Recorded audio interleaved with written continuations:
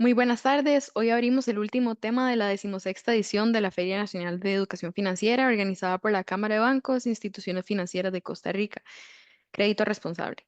Iniciamos con la charla Endeudamiento responsable. Para guiarnos en este tema, contamos con la participación de Walter Chinchilla, analista económico de Popular Valores.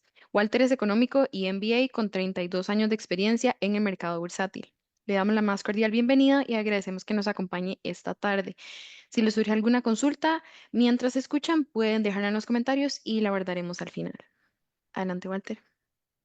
Gracias, Jimena, y a todos muchísimas gracias también por la oportunidad que nos dan de poder compartir algunos tips en algo tan, pero tan relevante como es el endeudamiento. Y precisamente para empezar a hablar del endeudamiento, yo quisiera arrancar con el tema de la actitud. La actitud ante las deudas debe ser una actitud correcta.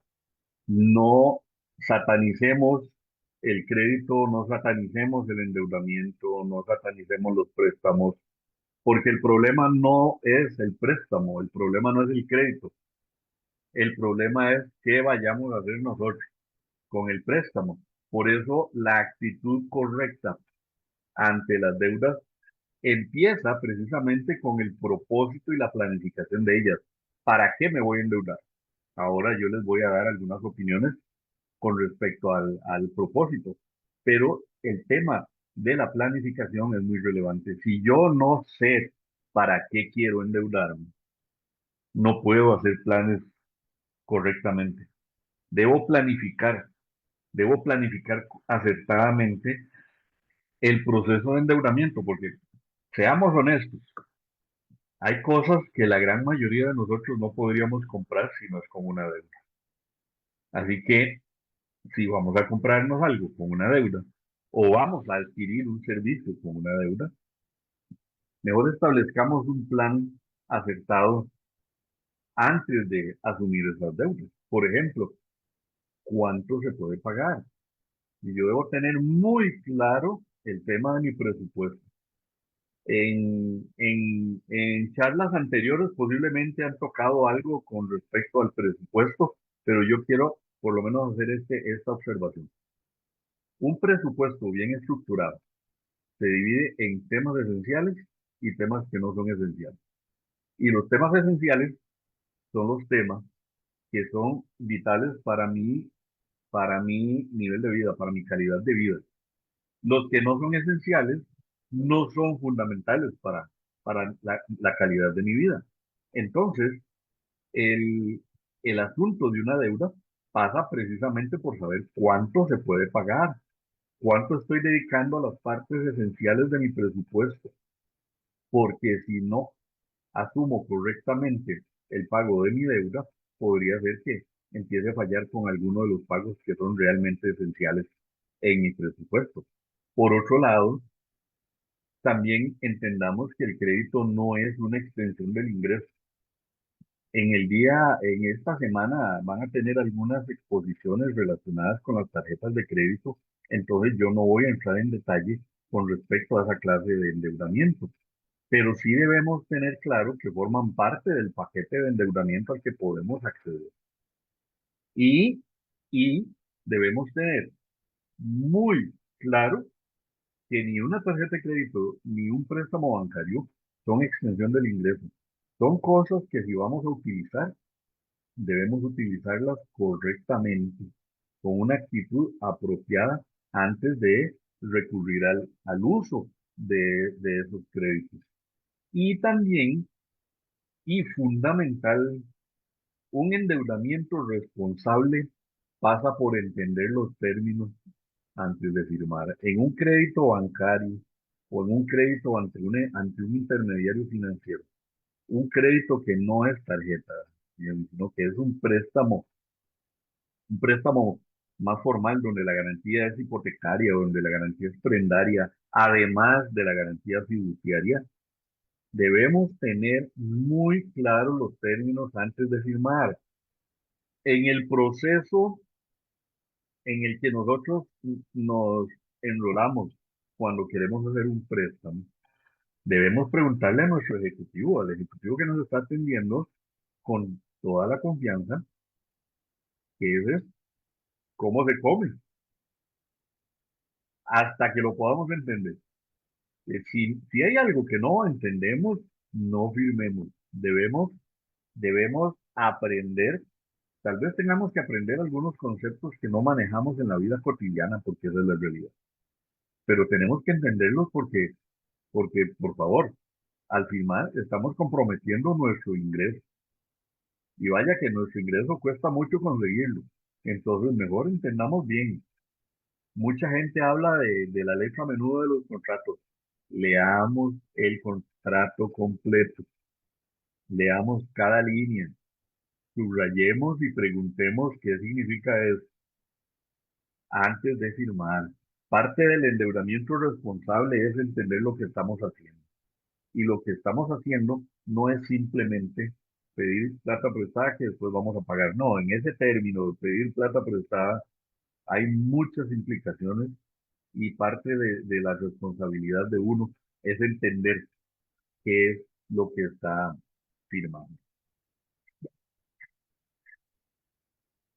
Consideraciones que podríamos realizar en el proceso de la consulta y en el proceso de la negociación de lo que es un préstamo bancario. Bueno, primero, ¿por qué me voy a endeudar?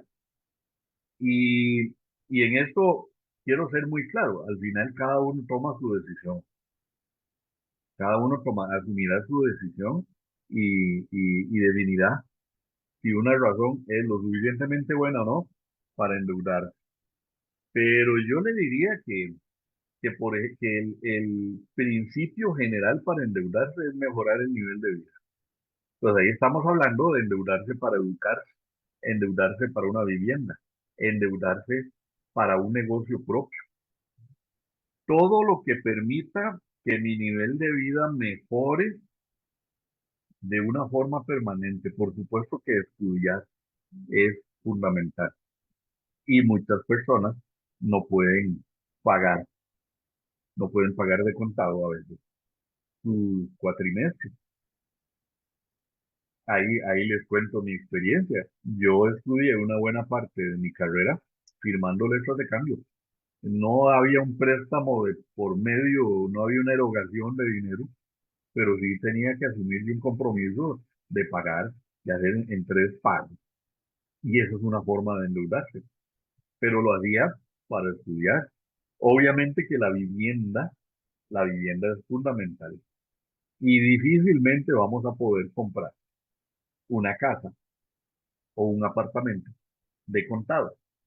Habría que empezar a ahorrar o muy temprano o ahorrar muchísimo para pensar en comprar de contado con los precios que uno observa ahora, especialmente en apartamentos nuevos, los precios son muy altos. No digo que no lo valga, estoy hablando nada más en el desembolso, en términos del desembolso como tal, no lo que esté detrás del desembolso, pero son enormes, son precios muy altos. Entonces difícilmente vamos a poder comprar muchos de nosotros de contado una casa o un apartamento, pero lo que sí puede hacer la persona es planificar, como les decía hace un ratito, planificar con el tiempo suficiente para poder ahorrar una buena prima que le permita tener una deuda menor a la que tendría si comprara de contado pagando absolutamente el precio total de, de la casa. Y por supuesto que en términos del negocio propio, si usted tiene su emprendimiento, si tiene su negocio, endeudarse para el negocio también tiene bastante sentido, siempre y cuando sepa manejar el endeudamiento en el contexto de un negocio. Y eso, bueno, eso pida, pregúntele a su ejecutivo si puede acceder a alguna clase de capacitación en materia de administración de emprendimiento, porque está de cara a endeudarse. Eso siempre es una muy buena posibilidad. Por otro lado, emergencias médicas o familiares que son totalmente repentinas. A veces nos enfrentamos a alguna emergencia y hay que salir de urgencia a acceder a servicios médicos posiblemente posiblemente privado. Muy bien. Si vamos a hacer es que sepamos que podemos acceder a parte de nuestro presupuesto para el pago posterior de eso.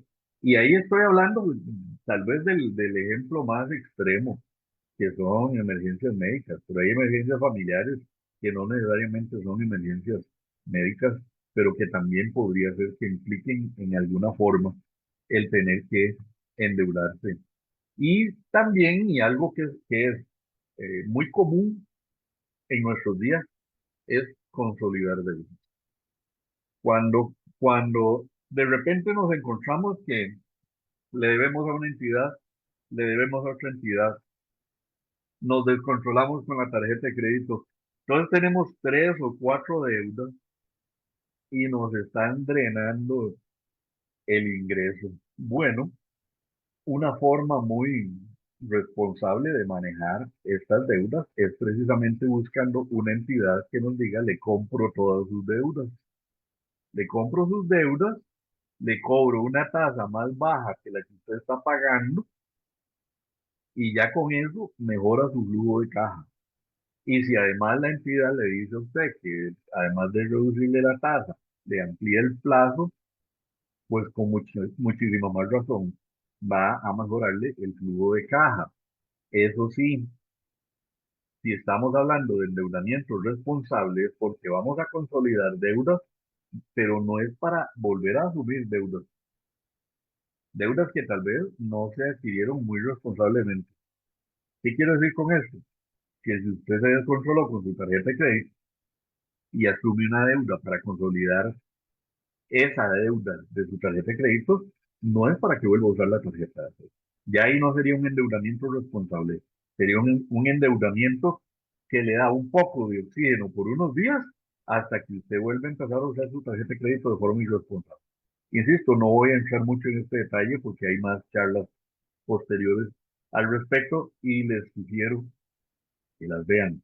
Las tarjetas de crédito son un buen medio de pago si se saben utilizar, así que les recomiendo que las escuchen.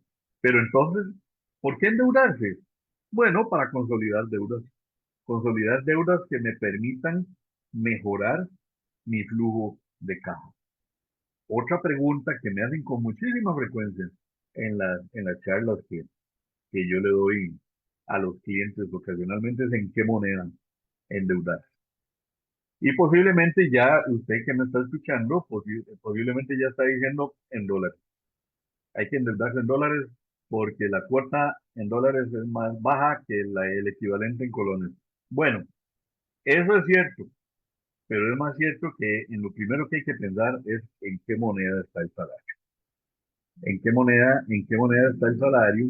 Porque precisamente una deuda que usted asume en dólares ganando colones tiene dos riesgos: la tasa variable de la deuda y el tipo de cambio.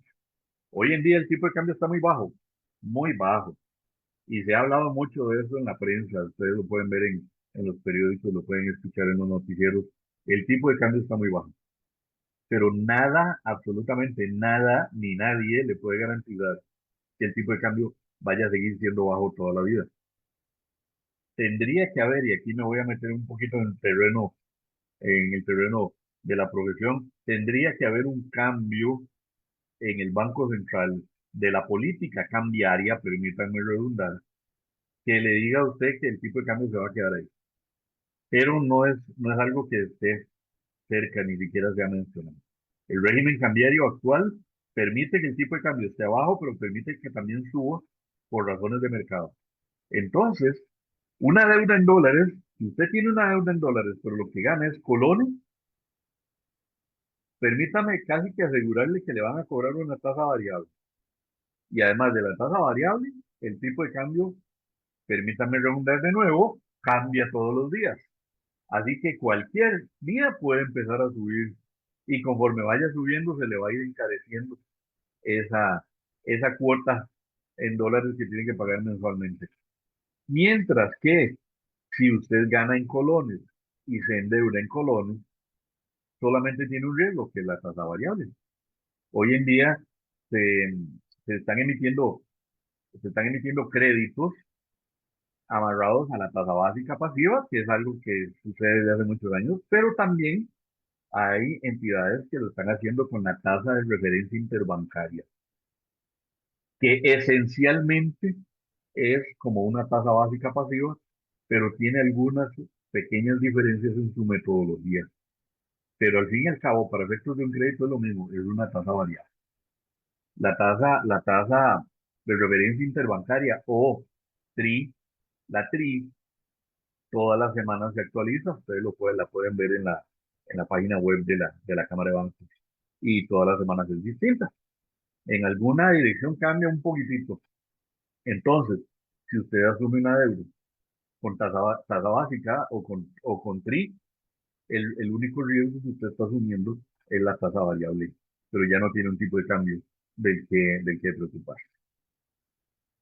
Y por el otro lado, considere muy bien a la hora de averiguar cómo está el tema de la tasa y el plazo de lo que le están ofreciendo las entidades. El plazo es básico al comparar opciones de préstamo. No, no es solamente un tema de si la tasa es más alta o más baja, es que también hay que tomar en consideración el plazo. Por ejemplo, en dos préstamos que están a la misma tasa, la cuota va a ser más baja en el préstamo de mayor plazo. Y en dos préstamos que tienen tasa distinta, el de menor tasa puede terminar con una cuota mayor si el plazo es menor. Entonces, es una combinación de esos dos elementos, tasa y plazo. Para esto, podemos observar también que en dos préstamos con tasa distinta, el de mayor tasa puede tener una cuota menor si el plazo es mayor. Entonces, hay gente que dice, no, este préstamo es muy caro, el préstamo A es muy caro porque la tasa es más alta que en el préstamo B, voy a asumir el préstamo B, pero cuando se pone a ver, el préstamo B tiene un plazo más corto que el préstamo A y eso hace entonces que la cuota sea mayor en el que tiene la tasa menor. Parece un jueguito de palabras, pero yo espero que usted tome nota de esto y lo vea con cuidado. A la hora de escoger entre alternativas de préstamos, no se vaya solo por la tasa. Tome en cuenta también el plazo y tome en cuenta el desembolso que va a requerir mes a mes. Por ejemplo, aquí tengo un par de ejemplos, donde tenemos igual tasa y monto, diferente plazo, igual monto, diferente tasa y plazo, para que ustedes puedan ver los números un poquito más aterrizados. Vean en este caso el escenario uno y el escenario 2. La tasa de interés es del 15% en ambos. La tasa equivalente 1,25 es la tasa por mes, es decir, es el 15% dividido entre dos. El monto de préstamo es el mismo, 1 millón. En el caso del escenario uno está a 60 meses. En el escenario 2 está a 30 meses. Observen esto, todo esto es igual menos el plazo. Entonces, en el escenario uno a 60 meses, el deudor paga 23.789,93, mientras en el escenario 2 paga un poquito más de 40.000 colones. La misma tasa, el mismo monto, pero al ser el plazo más corto, salgo más rápido del préstamo, sí, pero pago más, casi el doble de lo que pago en el escenario uno. Entonces ahí es donde usted tiene que fijarse cuánto puede pagar, que era de lo que hablábamos en la primera filmina. ¿Cuánto puede pagar? Tal vez a usted le sale, tal vez con el de 30 meses, usted dice que bien, salgo rápido del préstamo, pero no me alcanza, no me alcanza. Lo más que puedo pagar son 25.000 al mes. Ok, va a tener que tomar el préstamo más largo. En el otro caso, tenemos una tasa de 15% en el escenario uno y una tasa del 10% en el escenario 2. 1,25 en la tasa equivalente mensual y aquí 0,83 en la tasa equivalente mensual. 1 millón de colones, 1 millón de colones, pero volvemos a lo mismo. Aquí el plazo es 60 meses, aquí el plazo es 30 meses, con la tasa menor, pero hacer el plazo menor termino pagando más. Otra vez, 37.811 versus 23.789. Entonces, aquí no hay que dejarse encandilar porque la tasa de interés es más baja. Conste, no estoy usando ejemplos reales de ninguna entidad, son ejemplos totalmente hipotéticos. Pero aquí alguien podría decir, vaya, la tasa es más baja, es más barato. Sí, es más barato en términos de porcentajes, pero es más alto en términos de desembolso. Y volvemos a lo mismo. ¿Cuánto puede pagar el deudor potencial? Tal vez no le alcanza para pagar 37.000, tal vez le alcanza para pagar 25. Entonces termina eligiendo siempre el escenario uno. Entonces, con estos dos ejemplitos, lo que yo quiero es que ustedes tengan claro que no es simplemente el nivel de la tasa, es una combinación de tasa y de plazo. ¿Cuál es el mundo ideal? Pues el mundo ideal es que nos cobren una tasa baja con un plazo largo. Eso suena muy sabroso, porque entonces la cuota va a ser también muy baja, pero es un mundo ideal. No necesariamente vamos a encontrarnos en, así. Los créditos, donde sí podría ser que nos encontremos créditos así, es cuando vamos a refundir, porque entonces la entidad que nos está ofreciendo el crédito para refundición de deuda nos va a ofrecer una tasa por lo menos más baja que la que estamos pagando en promedio y un plazo mayor que el plazo al que están los préstamos que tengo actualmente. Entonces, tal vez no es la tasa más baja del mundo con el plazo más largo del mundo, pero sí es una tasa más baja y un plazo más largo que los préstamos que tenemos actualmente. Por eso es que uno refunde deudas. Y digo uno porque yo también lo he hecho. Y no hay que apenarse por eso. Hay que aprovecharlo más bien cuando hay oportunidades para mejorar el flujo de caja. Y aquí es básico conocer el concepto de tasas de interés. ¿Qué debo saber sobre las tasas de interés? Quiero compartirles algunos conceptos relevantes acerca de las tasas de interés. En primer lugar, ¿qué es la tasa nominal? Ustedes pueden escuchar distintos conceptos de tasa de interés y uno de ellos es la tasa nominal. Y la tasa nominal es lo que le van a decir en la entidad donde usted está averiguando. Bueno, le cobramos una tasa nominal de tanto, bueno, pero ¿qué es la tasa nominal? La tasa nominal es la tasa que está publicada. Es ese 10% y ese 15% que yo les acabo de enseñar. No considera otros gastos. Es nada más la tasa con la cual se calcula la cuota que usted debe desembolsar cada mes para pagar ese préstamo. Entonces, por ejemplo, 12% anual es simplemente 12% anual. Ahí no hay ningún movimiento, no se capitaliza mensual, no se capitaliza anual, no hay nada. Es simplemente esa tasa útil para el cálculo de las cuotas. Y aquí va un consejo. No usen la tasa nominal solita para comparar créditos. Hay otras cosas que tomar en cuenta, como por ejemplo el costo financiero total. Y yo sé que muchos de ustedes van a decir, sí, a mí me pasó eso. ¿Qué es el costo financiero total?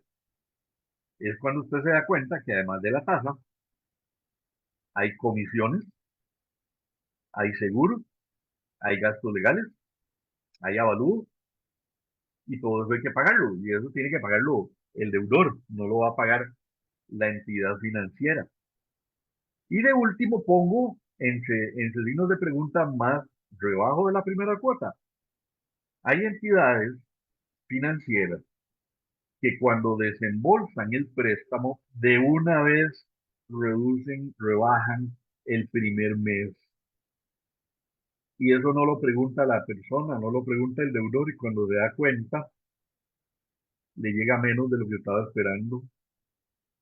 Por decir algo, estaba esperando que le desembolsaran, no, le desembolsaran 1 millón de colones y cuando le depositan 975.000 colones, salga corriendo a buscar esos 25.000. ¿A dónde fueron a parar? No, es que la entidad financiera hizo el rebajo. Eso, eso es legal, eso es una práctica más común de lo que uno se imagina. Eso no es algo que sea extraño del todo, pero es algo que hay que preguntar. Cuando ustedes estén investigando sobre dónde sacar préstamos, pregunten cómo estamos con las comisiones, los seguros, los gastos legales, los avalúos, y si me rebajan la primera cuota o no me la rebajan. También, por ejemplo, un crédito con tasa del 15%, si le sumamos seguros y comisiones, terminamos pagando prácticamente un 22%. Es, es una forma de verlo, no es que a la hora de calcularle las cuotas le van a cobrar 22%, no, le van a seguir cobrando 15%, pero al pagar usted todo lo que tiene que pagar para que se desembolse el préstamo, eso es un equivalente a como si le estuvieran cobrando una tasa del 22%. Este es el mejor indicador del costo real del crédito. Entonces, sin dejar de preguntar la tasa nominal, pregunten por el costo financiero total. No dejen de preguntar por el costo financiero total. Pregunten la tasa nominal para saber cuánto van a pagar durante el plazo del préstamo, pero pregunten el costo financiero total para que estén bien informados acerca de todos estos gastos adicionales en los que podrían terminar incurriendo, y pregunten por el rebajo de la primera cuota. Además, recuerden que existe la tasa fija. La tasa fija tiene la gran ventaja de que no cambia durante el plazo del crédito. Entonces, si a ustedes les ofrecen un crédito hipotecario con tasa fija del 12%, ustedes saben que van a pagar la misma cuota siempre, siempre, durante los 20 años. No va a haber ningún problema. La tasa fija nos da estabilidad y nos da previsibilidad, porque entonces en el presupuesto vamos a tener siempre el mismo monto. No sucede lo mismo cuando tenemos una tasa variable que puede ir cambiando según condiciones de mercado, que puede cambiar dependiendo de si es la tasa básica pasiva o la tasa de referencia interbancaria, y por eso hay que evaluar riesgos de si hay inflación o volatilidad, porque la tasa variable es una tasa que debe muy afectada por la política económica. Si nosotros estamos solicitando un préstamo en momentos en que la inflación está muy alta y va subiendo, muy posiblemente hay una alta probabilidad de que suban la tasa de interés, de que el Banco Central suba la tasa de interés en ese ínterin. Y entonces, entre el momento en que nosotros empezamos a preguntar y el momento en que firmamos, terminamos firmando con una tasa de interés más alta. Entonces, hay que estar atentos con la política económica, porque la política económica afecta las condiciones del mercado y eso puede hacer que yo termine contratando una tasa más alta. Igual va a suceder si usted la contrató baja y la inflación empezó a subir y el Banco Central empezó a subir su tasa. Al ser su tasa variable, la tasa del crédito muy probablemente va a empezar a subir. Pero es algo que es bueno saberlo desde el principio y no llevarnos la sorpresa a la mitad del camino. Y la tasa moratoria es, por así decirlo, la más mortal de todas. Es la que se aplica por pagos atrasados y normalmente son muy altas. En tasas de crédito, por ejemplo, tarjetas de crédito, por ejemplo, con tasas regulares del 26%, la moratoria puede ser del 35%. Entonces hay que evitar atrasos para no caer en excesos de endeudamiento. Aquí con la tasa de mora en un préstamo normal, usted tiene una fecha de corte que puede ser el 2 de cada mes. Si usted paga el 3, ya le van a cobrar la tasa equivalente a un día de una tasa moratoria. Tal vez no se lo van a cobrar en el momento, pero se le acumula para la cuota que sigue, o tal vez sí se lo cobren en el momento, dependiendo cómo manejen el sistema. Entonces hay que tener mucho cuidado con las tasas moratorias. Otro tema que vale la pena consultar es por los pagos anticipados. si usted puede hacer pagos extraordinarios o no. Normalmente, usted tiene un préstamo de largo plazo y si paga, hace abonos extraordinarios en los primeros 5 años aproximadamente, esos abonos extraordinarios no van a principal, le rebajan un porcentaje. Después de los 5 años, ya no le rebajan el porcentaje. Entonces, eso es bueno consultarlo siempre con la entidad financiera. Y una pregunta que nos podemos hacer es cómo podemos darle un vistazo al mercado. Y quiero decir con esto, ¿cómo podemos revisar cuáles son las opciones de crédito que hay en el mercado en este momento? Bueno, para esto quiero compartirles que en la página web del Banco Central, en la página de indicadores económicos, hay un apartado que se llama comparador de productos financieros. Comparador de productos financieros. Ustedes hacen clic aquí y les va a salir esta pantalla, comparador de productos financieros, comparador de productos crediticios y abajo comparador de medios de pago. No vamos a ver los medios de pago, vamos a ver el comparador de productos crediticios, porque aquí es donde está el endeudamiento responsable al que usted quiere acceder. Medios de pago ya tiene que ver con Simpe Móvil, con tarjeta de débito y otras cosas que no son de nuestro interés en este momento. Pero entonces aquí, teniendo esta flechita verde, usted está ubicado en el comparador de productos crediticios, hace clic aquí y se le despliega esto en primera instancia. Se le despliega esto. Aquí en este gráfico usted puede ver la tasa moratoria y la tasa nominal que pagan, perdón, que cobran distintos intermediarios financieros. Como usted puede observar, la tasa nominal es más baja que la tasa moratoria. Y la idea es precisamente motivarnos a que no nos atrasemos.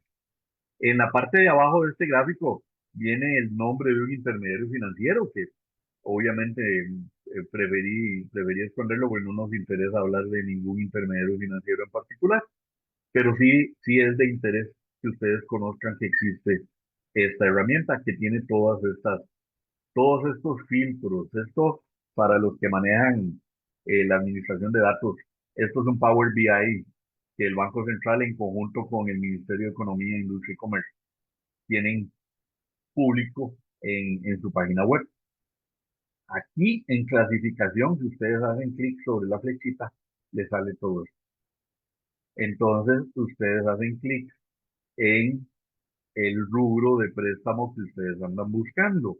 Aquí está actividades inmobiliarias y construcción que tiene que ver especialmente con vivienda y construcción en general. Pero ustedes pueden elegir, si ustedes tienen un emprendimiento, que ustedes pueden buscar otro rubro para revisar las tasas de los préstamos. En los grupos, ustedes hacen clic sobre esta flechita, les aparecen los distintos grupos en que se dividen los intermediarios financieros. En este caso, el Banco Central tiene seleccionados todos. Entonces, ustedes pueden irse ahí para abajo, en este puntito gris, ustedes lo apretan y se van para allá y se encuentran a todos los intermediarios.